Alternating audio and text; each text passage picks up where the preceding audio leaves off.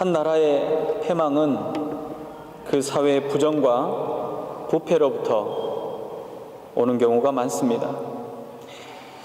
그러나 결정적인 요인들은 사실 지도자의 실정이 대다수였음을 우리는 역사를 통해서 볼 수 있었습니다. 사사시대를 거치면서 이스라엘은 자기들도 이웃의 나라들처럼 자신들을 보호해주고 먹여 살려줄 왕을 구했습니다. 하나님의 통치를 더 이상 받지 않겠다는 의지적인 표현이었지만 하나님께서는 용납하셨습니다. 그리고 그들에게 사울을 초대왕으로 세워서 주셨습니다. 그러나 사울은 자신의 질투심과 마음에 또 정신에 세상의 마음을 빼앗겨 버렸습니다. 그리고 오직 왕권에만 매달렸습니다.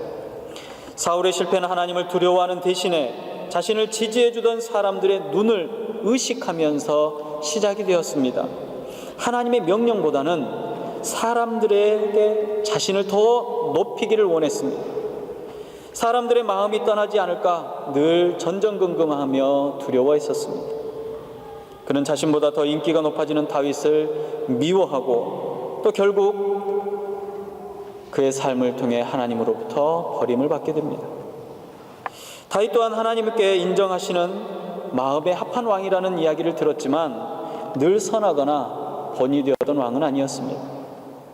승리의 영광에 도취되어 버린 다윗은 자신의 힘에 의해서 죄를 범하게 됩니다. 그것도 3번씩이나 큰 죄를 저지르게 됩니다. 그래서 자신과 자신의 가족과 또 이스라엘 백성들에게 죽음과 고통을 안겨주었습니다.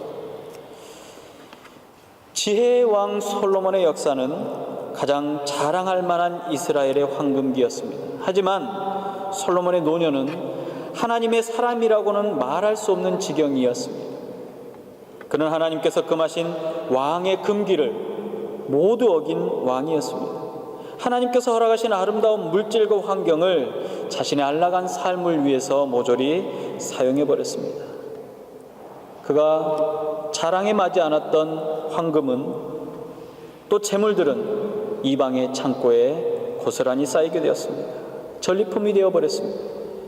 그가 자랑하던 지혜는 더 이상 유전되지 못하고 나라를 둘러 쪼개는 무능한 왕을 세우게 된 것입니다.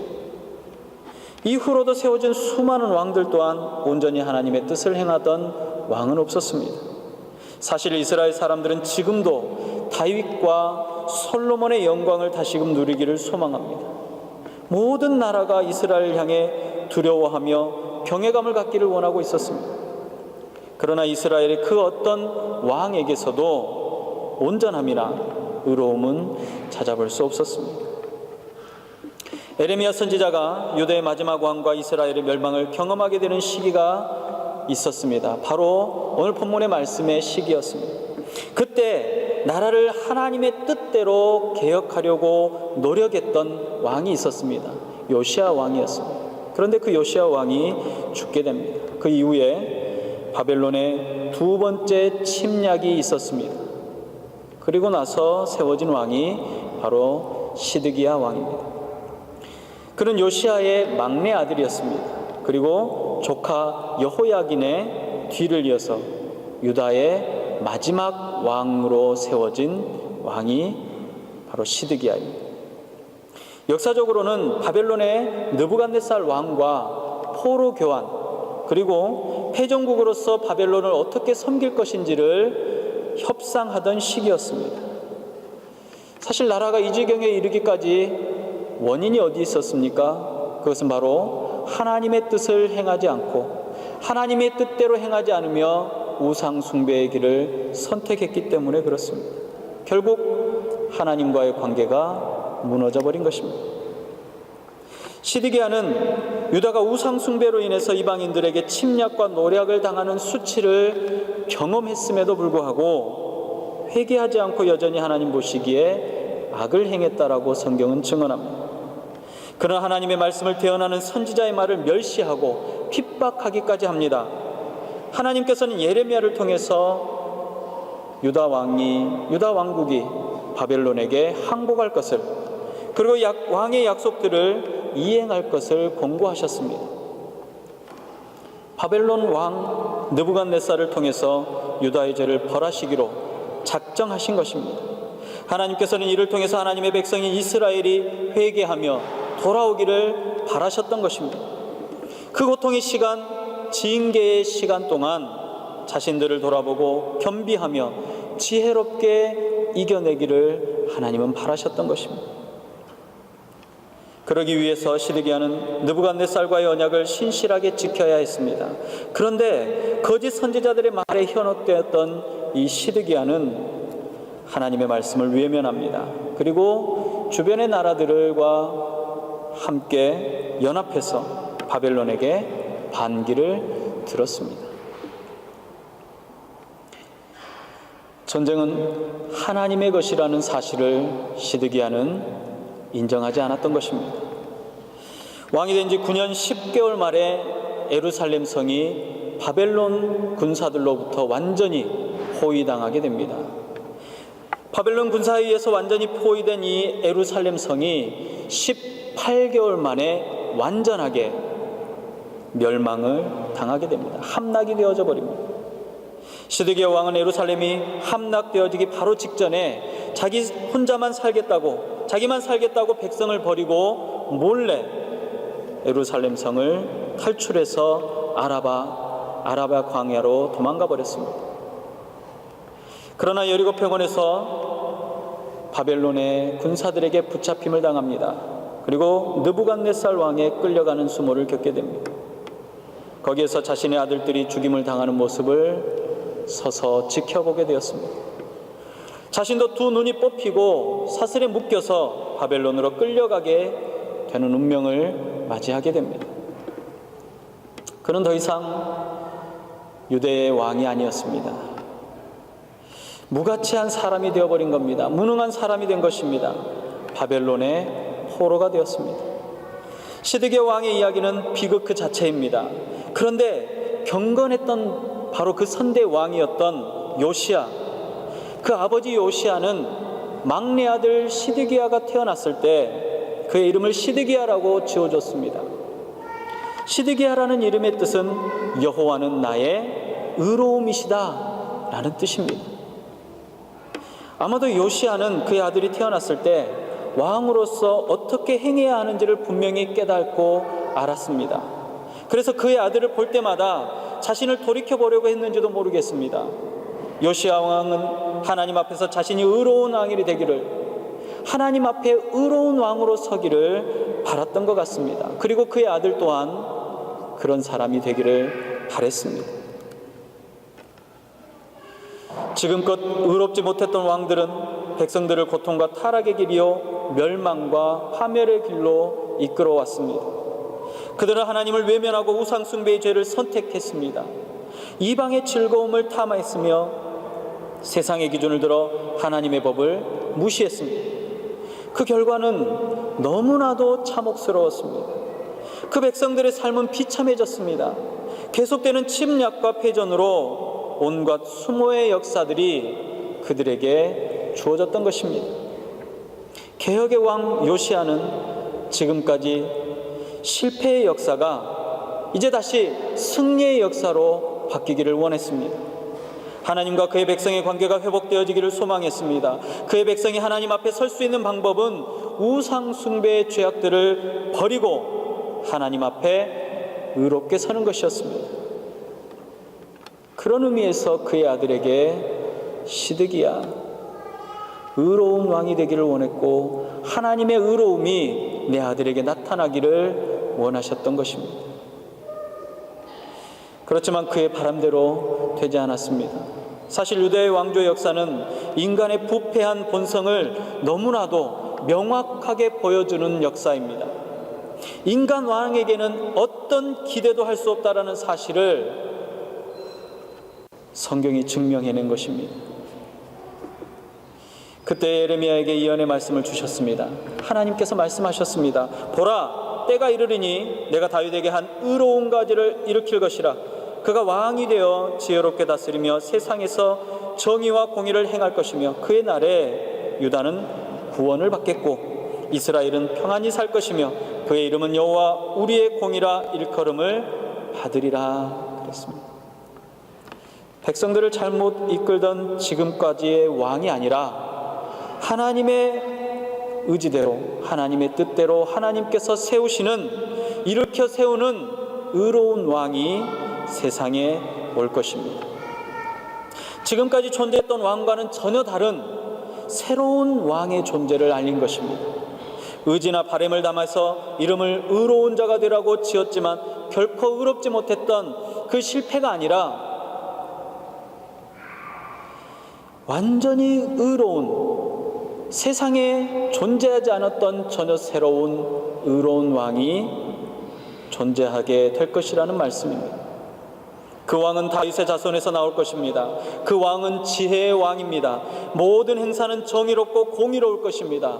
그때가 이르면 하나님께서 일으키실 의로운 왕의 날에 유다는 구원을 얻게 될 것입니다.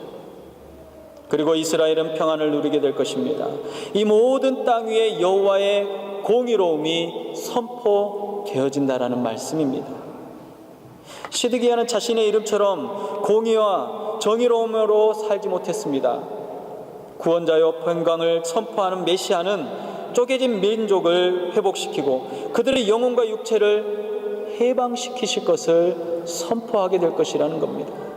이름만 의로운 왕이 아니라, 이름만 하나님의 의로움이 아니라 실제로 이 땅에 오시는 왕은 의로운 왕이 되어진다라는 사실입니다. 그분이 바로 메시아로 이 땅에 오시는 예수 그리스도이십니다. 하나님께서 그 백성을 위해 세우신 의로운 왕입니다. 공의와 정의로 다스리는 왕, 평화와 승리의 왕입니다. 심판의 주인이 되시는 예수 그리스도이십니다. 이스라엘 백성들은 자신들을 지켜주고 다스려줄 참된 왕을 기대했지만 지금까지 그들이 맞이했던 왕들은 불완전한 왕들이었습니다. 그들을 오히려 불행에 빠뜨리고 그들을 오히려 멸망에 처하게 했던 왕들이었습니다. 그런데 이제 그들의 육체와 영혼의 구원과 해방을 선포하시고 회복시켜 주시는 의로운 왕이 오신다는 이야기입니다. 그것도 하나님에 의해서, 그것도 하나님께서 세우시는 왕이라는 사실입니다. 본문 7절과 8절에는 더 의미심장한 말들이 기록되어 있습니다.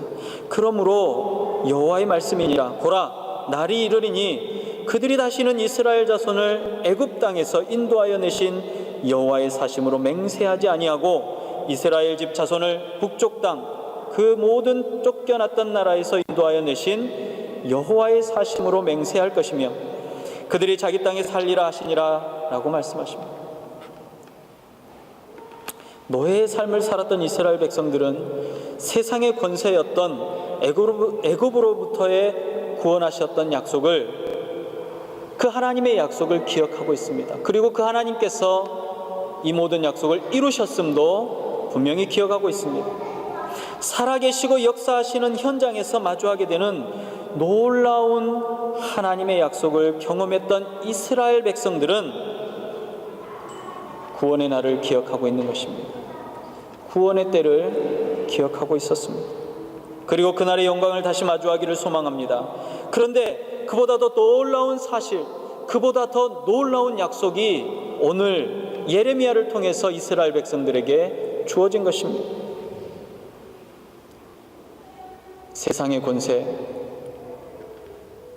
출애굽할 수 있는 놀라운 역사가 다시 한번 일어나는 그 역사를 우리가 마주하게 될 것이라는 말씀입니다. 여전히 세상의 권세는 이스라엘을 노예로 삼아버렸습니다. 포로로 끌려가서 자신들의 의지를 모두 빼앗겨버렸습니다. 그들은 무능해졌고 그들은 무기력한 존재가 되어버렸습니다. 그 현장에서 이전에 있었던 출애굽의 놀라운 역사가 다시 한번 주어지게 될 거라는 말씀입니다. 세상의 권세, 저항할 수조차 없을 것 같은 힘이 더 이상 그 백성들을 무너뜨리거나 쇠사슬로 묶는 것처럼 묶을 수 없고 이제 하나님께서 세우신 의로운 왕이 나타났기 때문에 그들은 세상으로부터 출애굽하게 될 것이라는 것입니다. 하나님께서 그 백성을 약속의 땅 적과 꿀이 흐르는 땅으로 인도해 내셨던 것처럼 이스라엘 백성들에게 약속을 주셨습니다. 그들을 구원해 내실 메시아를 주시겠다라는 약속입니다. 그리고 그들을 자신들이 본래 있어야 할 바로 그 땅, 그곳으로 인도해 내시겠다고 말씀합니다. 그곳에서 메시아의 통치 아래 평강을 누리게 될 것입니다. 오늘은 대림절의 첫 주일입니다. 예수 그리스도 메시아로 오시는 주님을 소망하며 기다리는 날입니다. 그분의 메시아 되심을 성경은 의로운 왕으로 표현하고 있습니다. 그분이 우리가 본래 있어야 할 본향으로 인도해 주실 것입니다. 그것은 의로운 왕이 다스리시는 우리의 고향입니다. 우리의 약속의 땅입니다. 이제 곧 나라를 잃어버리게 될 것이고 자신들의 왕이 눈이 뽑히며 쇠사슬에 묶여 포로로 끌려가게 될 것을 이스라엘 백성들은 알게 될 것입니다. 전쟁에 패한 백성들은 고통을 호소하게 될 것이고 그들의 고통은 눈물이 되며 그들의 신음은 기도가 될 것입니다. 그러나 그들에게 예레미야를 통해서 하나님은 말씀하고 계십니다. 그들은 곧 보게 될 것입니다. 그리고 그들처럼 우리 또한 곧 보게 될 것입니다. 때가 이르게 될 것입니다. 하나님께서 일으키실 의로운 메시아가 세상을 지혜롭고 정의롭게 다스리시며 그의 판결은 하나님의 공의로움이 될 것입니다. 그 백성의 영혼과 육체를 구원하시며 해방시키시는 메시아가 다스리시는 바로 그 땅으로 우리를 인도하셔서 출애굽해 주실 것입니다. 더 이상 죄와 사망의 노예로부터 무기력하고 무능한 포로가 아니라 승리의 주인공이 될 수 있도록 우리의 메시아이신 예수님께서 우리에게 약속을 이루어 주실 것입니다. 이 확실한 믿음이 여러분들 안에 분명해지시기를 주님의 이름으로 축복합니다. 기도하겠습니다. 하나님께서 이렇게 세우시는 새로운 가지, 다윗의 뿌리에서 나는 새로운 싹이, 이전까지는 존재하지 않았던 완전한 의로움의 왕으로, 이전까지는 본 적이 없었던 공의로움과 심판의 주로 오시는 메시아를 이 시간에 선포합니다. 예수 그리스도의 메시아 되심이 우리 안에 분명하게 자리 잡을 수 있도록 허락하여 주시옵소서. 하나님의 약속을 의지하며 세상의 권세로부터 탄압과 고달픔을 겪어야 했던 이스라엘 백성이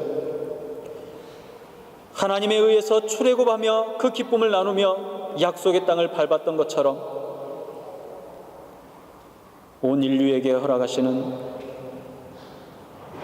하나님의 출애굽할 수 있는 약속의 말씀을 오늘 받아 누리게 하심을 감사합니다.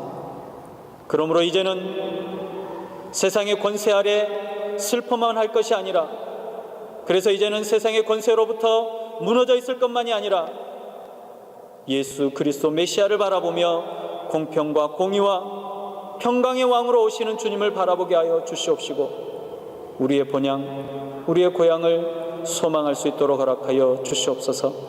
주의 백성들 안에 이 기쁨이 충만하게 하여 주시옵시고 다시 오시마 약속하신 주님의 약속을 의지하는 거룩한 백성들이 다 되도록 허락하여 주시옵소서.